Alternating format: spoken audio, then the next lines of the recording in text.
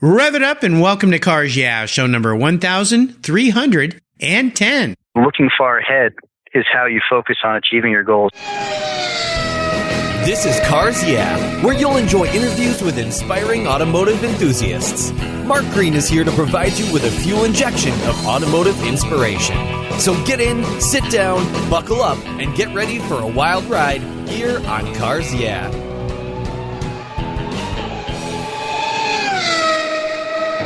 Hello, automotive enthusiasts. I'm revved up and so excited to introduce today's very special guest calling in from Surprise, Arizona, Mike Donick. Hey, Mike, are you buckled up and ready for a fun ride? I'm ready to go. Let's drop the clutch and do this. All right. Mike Donick is the senior manager at Toyota, responsible for their North American ride and handling R&D activities. He and his team are responsible for developing the ride and handling performance and hardware for all of Toyota's North American developed vehicles. He's worked as a technician for Skip Barber Racing School, spent a season in NASCAR, and went into the Automotive Engineering specializing in vehicle dynamics. Mike has raced sports cars, Formula cars for over 19 years and participates in vintage racing events, vintage car rallies, and hill climbs in one of his many cars, including an Allard K3, a 66 Morgan Plus 4, and his latest project, a Porsche 911 hot rod. I want to hear about that one. So, Mike, I've told our listeners just a little bit about you. Would you take a brief moment, share a little more about your business and your passion for automobiles? Sure. I grew up as a passionate automotive enthusiast from a super young age. So my father was a vintage racer and still is, and started bringing me to the track when I was about 3 or 4 years old. He vintage races Allards and has had the same Allard K2 for the last, I'm 40, so probably 45 years. Wow. And still actively races it. Oh my gosh, that's so cool. I mean, talk about seat time. Obviously got that thing dialed in. Yeah, and he lets me drive it now. So I enjoy running that thing as well. He's moved on to a J2, which is just a little bit quicker.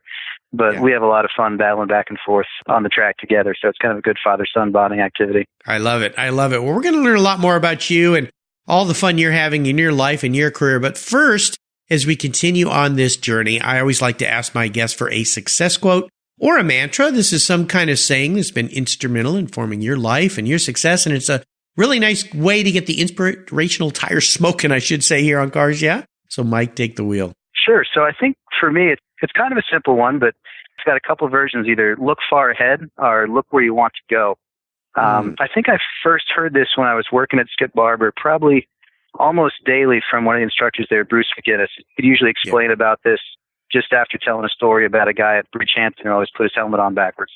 I think it's really relevant because it applies to driving. I mean, racing, how you drive the vehicle, but it really applies to life. So for me, I've always been kind of a goal setter, and looking far ahead is how you focus on achieving your goals for me. So ever since I was probably 10 years old, I knew I wanted to be in the automotive and motorsports fields, and I really wanted to design cars.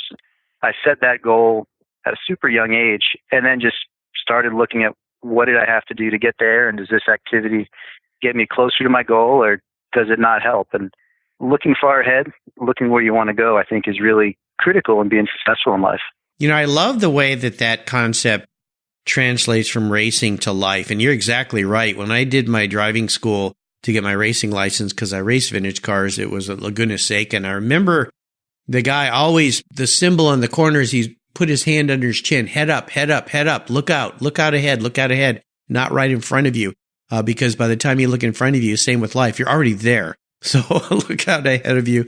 And I think it's wonderful. Yeah, and I think even in life, sometimes it's easy to get distracted by, the latest crisis or the latest problem. But if you look at, where it is you really want to end up and what's important, it'll help you prioritize and you'll eventually get there. Well, and especially true when you ride motorcycles. I don't know if you ride motorcycles, but I've ridden lots of bikes in the past. And my gosh, looking up, looking ahead where you want to go instead of that car that is about to hit you or the tree that's around the corner or something.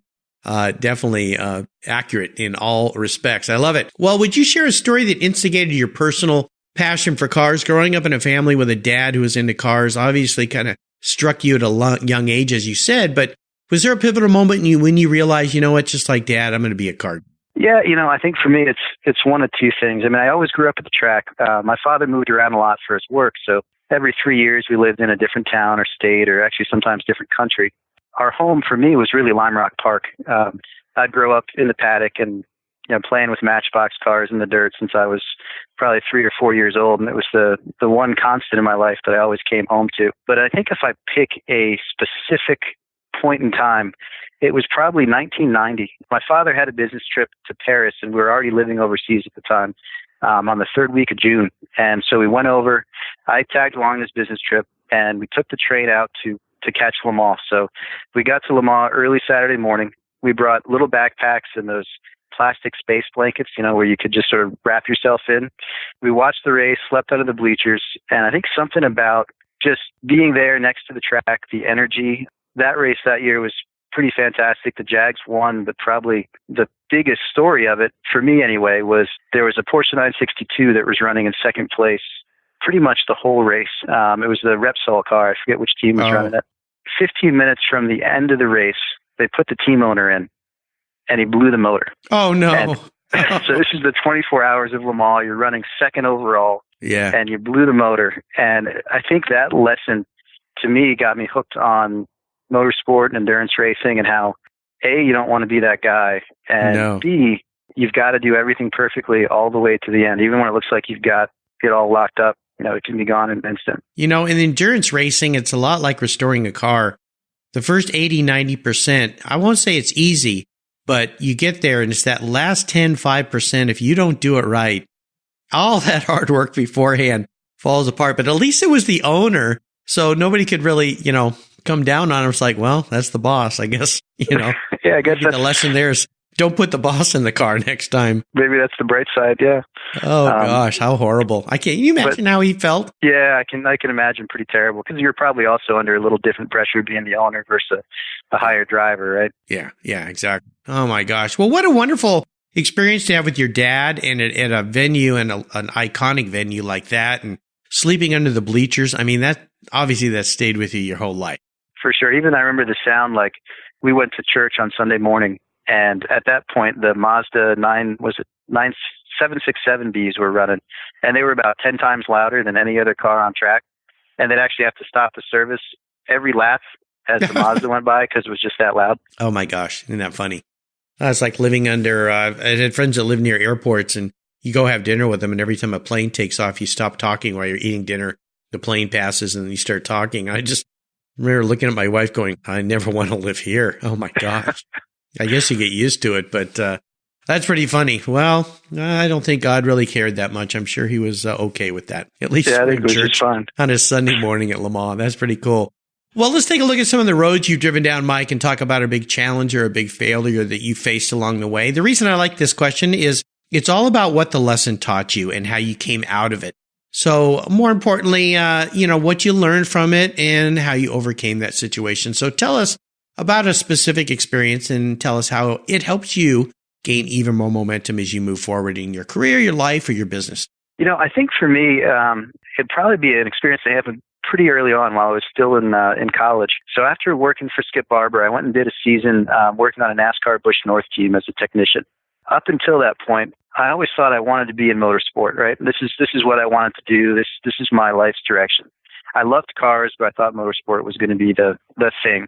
I wanted to drive, and I wanted to be an engineer.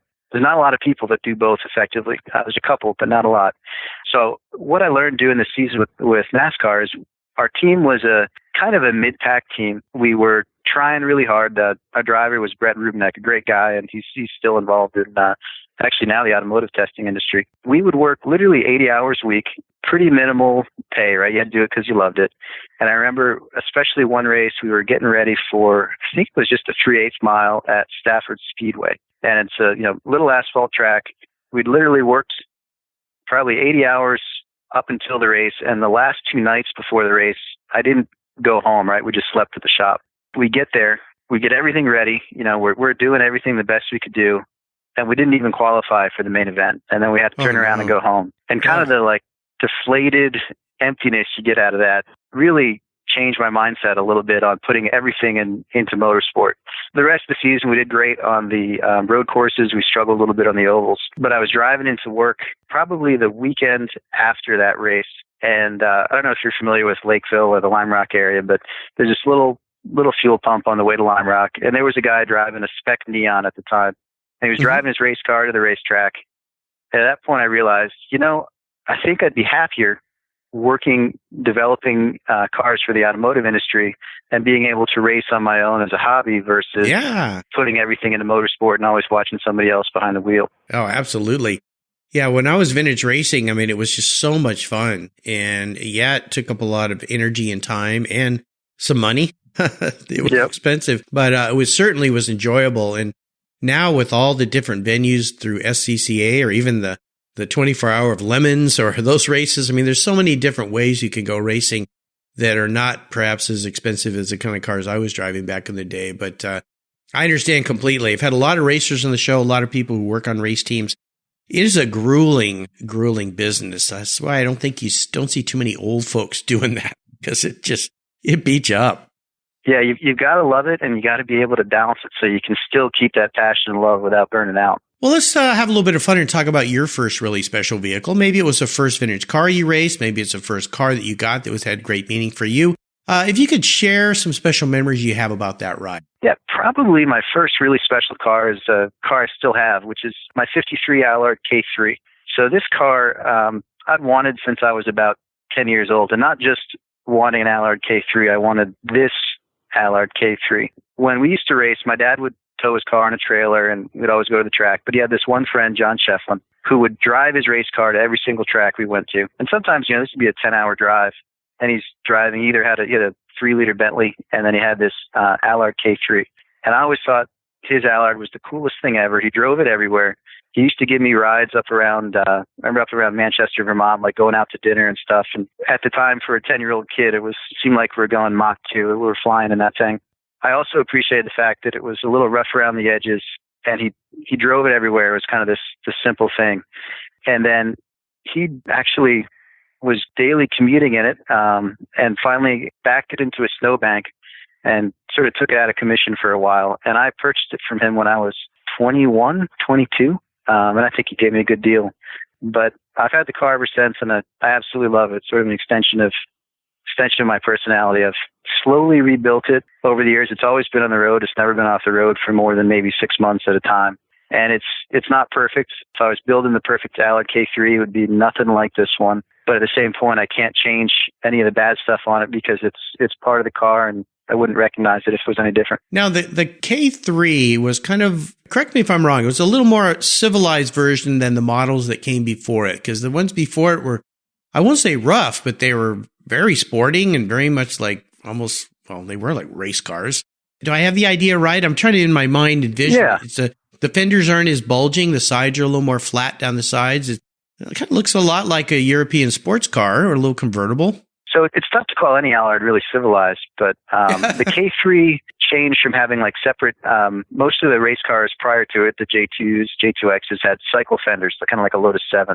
And then the previous K-Series, which the K-Series was meant to be their sports car, the J-Series was the race car. The K-Series had still separate fenders, but they were sort of like the big bulbous fenders like you'd see on a 40s American car or something.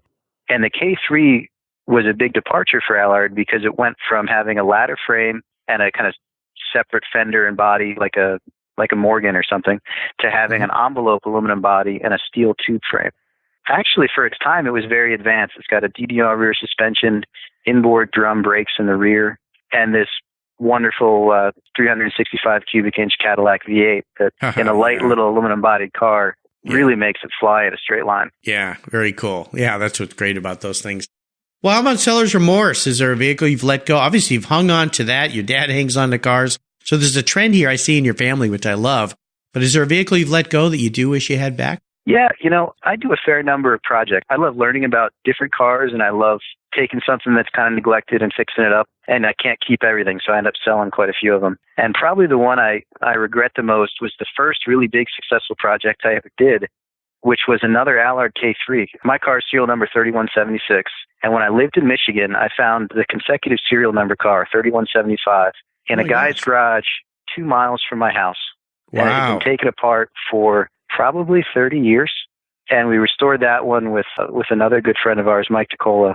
We restored it probably just the way I'd want my K3 to be if I was reinventing it. It was this deep dark blue with a burgundy interior, chrome wires, white walls, and then a 331 Hemi that had been built by some guys from the old Ram Chargers drag racing team in Detroit. And it was a heck of a car, and I kicked myself for letting it go.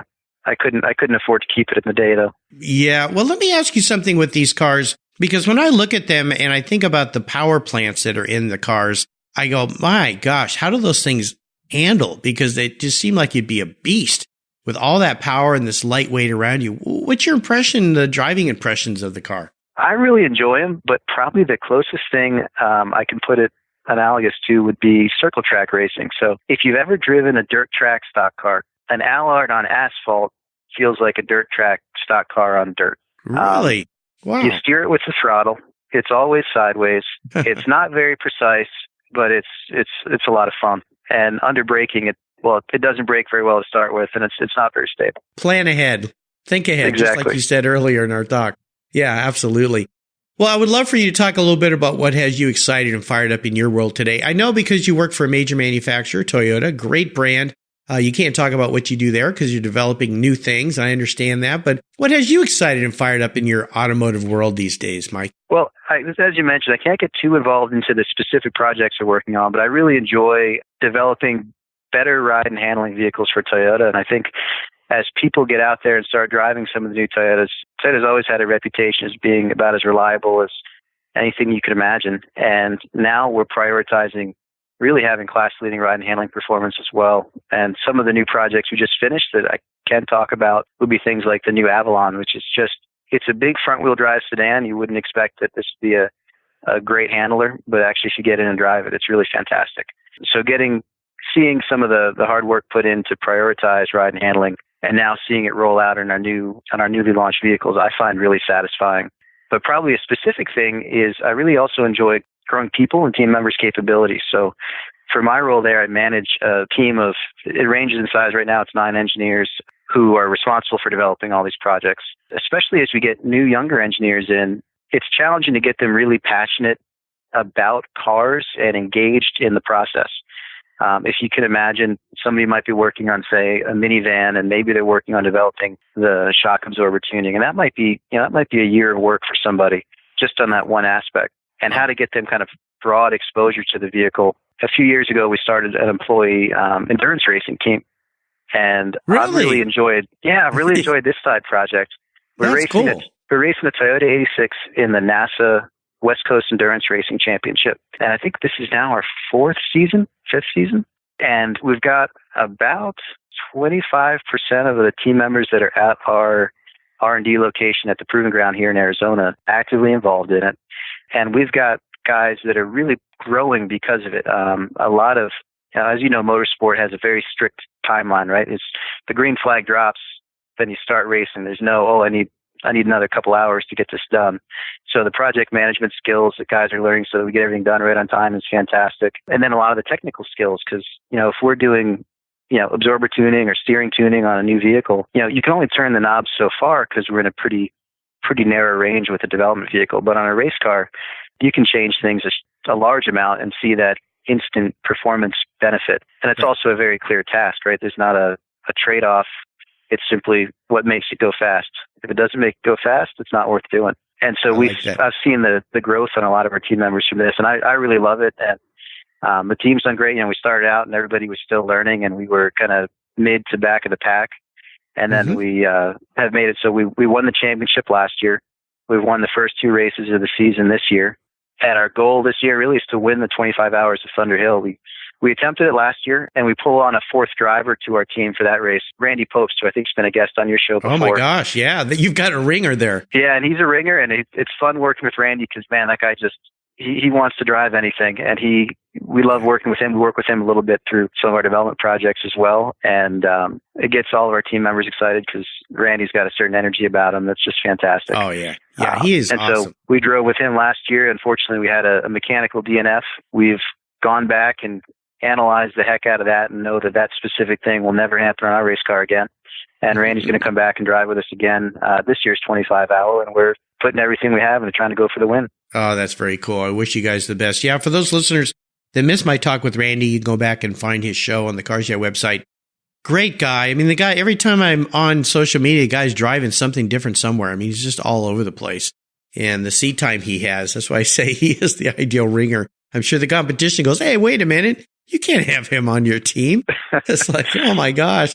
You know, when my wife and I were dating, she was driving I think it was a 74 Toyota Celica GT manual car. I loved that car. Oh, it was just so cool. It's one of those cars that I think over time, and now that we're seeing more Japanese cars kind of make their way into the vintage car world and concours events and things like that. In fact, the most recent Sports Car Market magazine I just got in the mail has a cover about in the auction circles that Japanese cars are starting to make a presence. I think it was a Toyota Supra they have in there, but that was a great car. I'd always even like to have it back. I love the way it looked. Yeah, it's interesting how popular some of the older Japanese cars are getting now. I mean, the Supras have gotten, they're outside my price range now.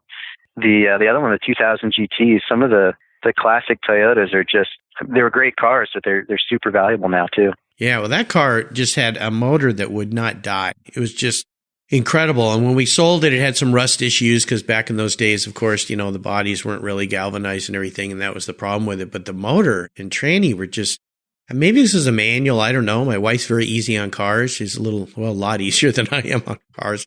Whenever I drive her car, she go, hey, stop driving like that. This is my baby. So I'd have to kind of tone things down, but I love driving that car. It was great. Well, Mike, up next is the last lap before we put the pedal to the metal. Let's say thank you to today's Cars Yeah sponsors.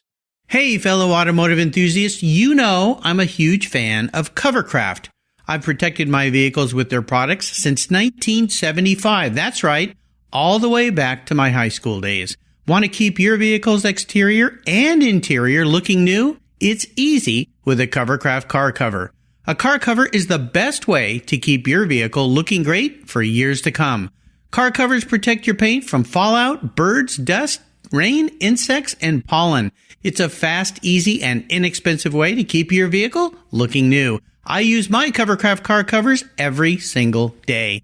Right now, you can get 10% off all Covercraft custom car covers or their ready-fit car covers. Plus, they offer you over 15 quality fabrics to choose from. Their spring sale is from April 15th through June 16th, 2019.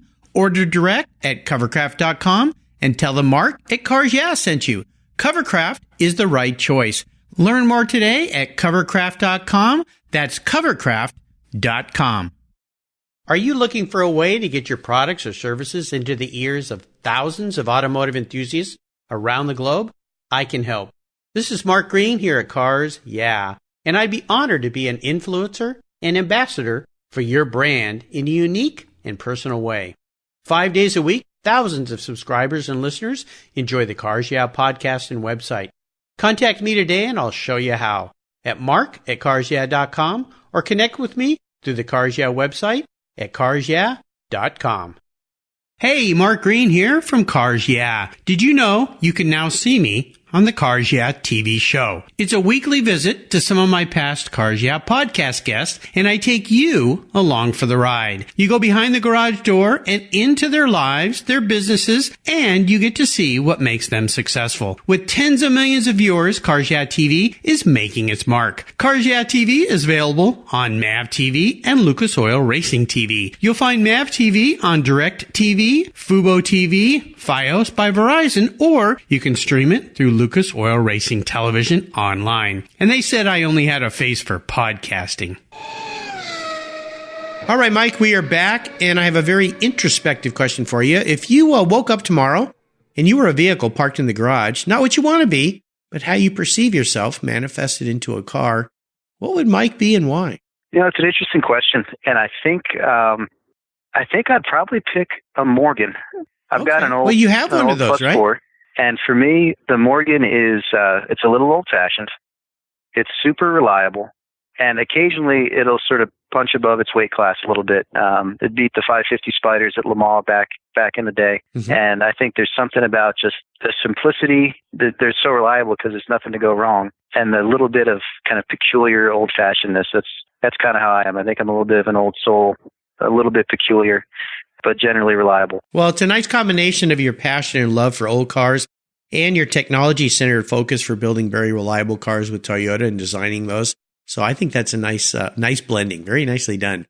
Well, we are entering the last lap, and I'm going to fire off a series of questions and ask you to give our listeners some very quick blips of the Morgan throttle. So here we go. What's the best automotive advice you've ever received? Probably from my dad, and I think he reminds me of it daily, and that's simply to keep the shiny side up. If you never want to crash, do what you can not to. Absolutely.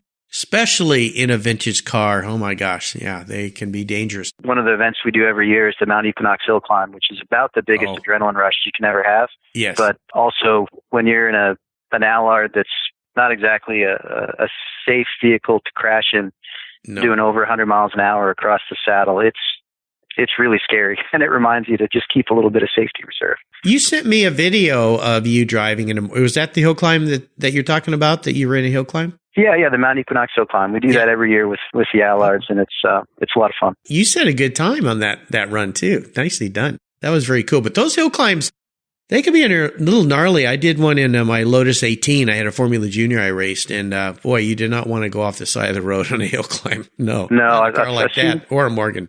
I've seen some bad stuff there, and it's luckily there's never been a fatality in the VSCCA there, but you don't want to crash there. No, throttle goes both ways. Would you share one of your personal habits you believe has contributed to your many successes over the years? I think for me, it's kind of simple that I don't stop moving. Whether I'm moving the right direction or not, maybe sometimes I'm going backwards, but I never stop moving. So no matter what kind of roadblock I hit or challenge, I just keep going. I keep trying to look far ahead, and I don't stop. And, eventually you just get there. Yeah, absolutely. Keep the pedal to the metal, as they say. Would you share a resource that you think our listeners would really enjoy? If they want to follow any of our motorsports activity, there's TAPG Motorsports. TAPG Motorsports. It stands for Toyota. Yep, stands for Toyota Arizona Proving Ground. There we go. Okay, cool. I just want to make sure we get it right. And it's on Instagram and Facebook. Awesome. Great. I'll make sure I'll follow that today. Now, if you could sit down and have a drink with anyone in the automotive industry, living or deceased, who would that be? I was thinking about this, and the irony is, when I was a kid, I actually sat down and had breakfast with this individual, but I didn't know enough then to ask the questions I'd love to ask now, and that's Zor Arkus Duntov. For me, I find him fascinating. I lived in the Soviet Union for a while, and so I appreciate his Eastern European background. He started off as an Allard racer. That's where he got a lot of his initial racing success. He developed the R&amp cylinder heads for flatheads just so he could make his Allard go faster. The other big part is, he's a racer at heart. He's had all these great racing accomplishments, but he also navigated the General Motors kind of corporate world very effectively and got a lot done kind of with the Corvette and with motorsport with GM. And I think I could probably learn a lot from talking to him a little bit about both my personal interests, my kind of career coaching. So he'd be a guy I'd really love to sit down and have a drink with. I'm really surprised that I believe you're the first guest who's mentioned him to sit down and have a drink with. I'm kind of surprised at that because of what he did, but there's so many incredible people. There's so many options, but I love his connection to Allard. I didn't know that. So very cool. That's where you got to start. Actually, Carroll Shelby got to start in Allards too. Just a little factoid.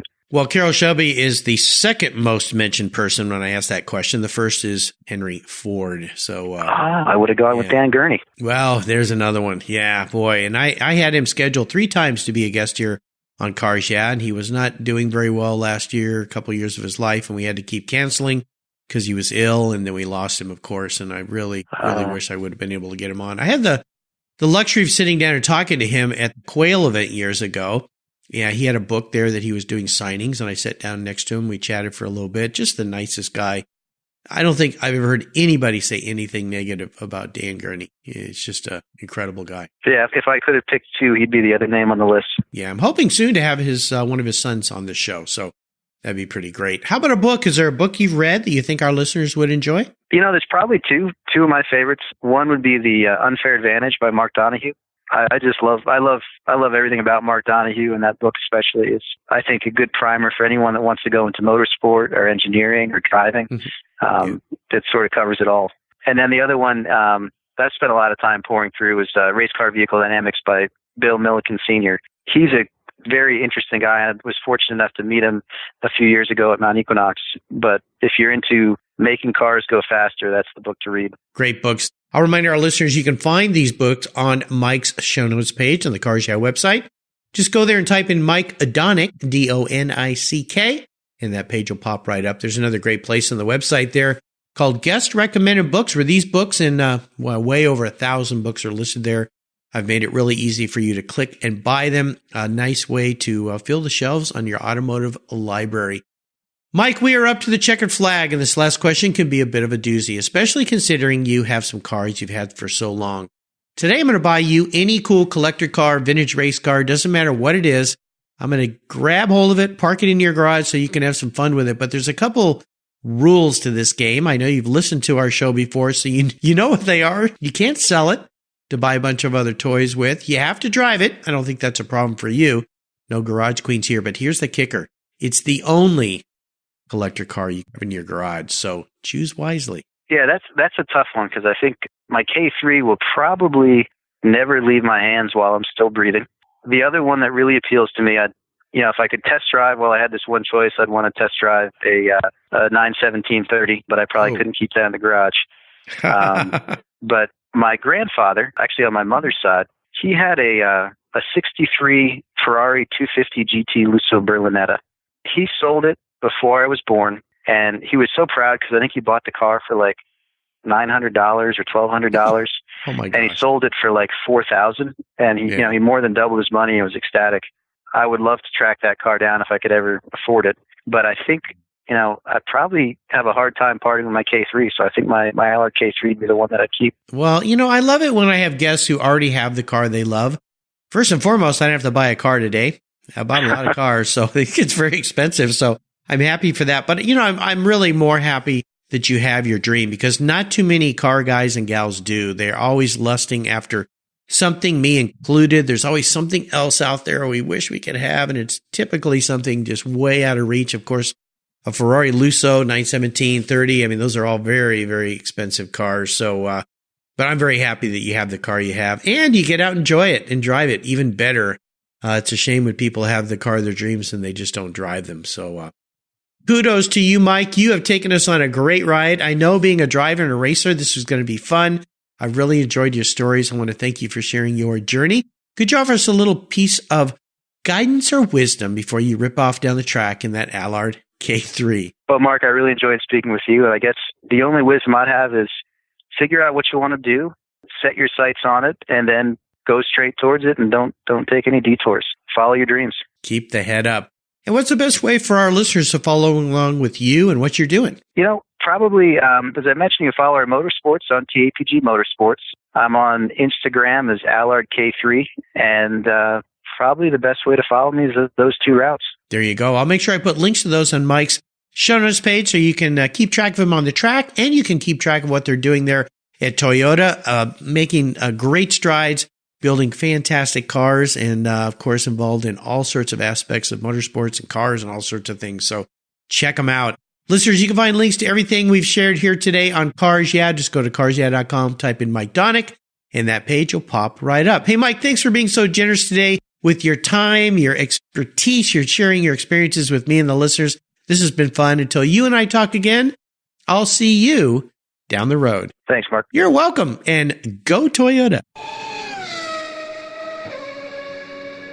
You take care of your cars, but who takes care of your investments? Tune-ups aren't just for engines. Updating your financial plan is important too. Your GPS may take you from A to B, but it won't help you on the road to financial freedom. For that, you need a good co-pilot and a very trusted advisor. Chris Kimball, CFP, is just the man for the job. He'll guide you down that road without driving you crazy. For over 25 years, Chris has helped people just like you and me with their financial planning and investments. With a master's degree in financial services, he is eminently qualified, and he's a car guy too. Learn more at chrisvkimball.com or call 866-ON-A-PLAN. Securities through Money Concepts Capital Corp., member FINRA SIPC. CK Financial Services is not affiliated with Money Concepts Capital Corp. Thank you so much for joining us on today's ride here at Cars Yeah. Drive on over to carsyeah.com to find show notes and inspiring automotive fun. Download your free copy of Filler Up, a fun book filled with gorgeous photographs of fuel filler fun, including quotes from more inspiring automotive enthusiasts. Download your copy today, and we'll see you next time on Cars Yeah!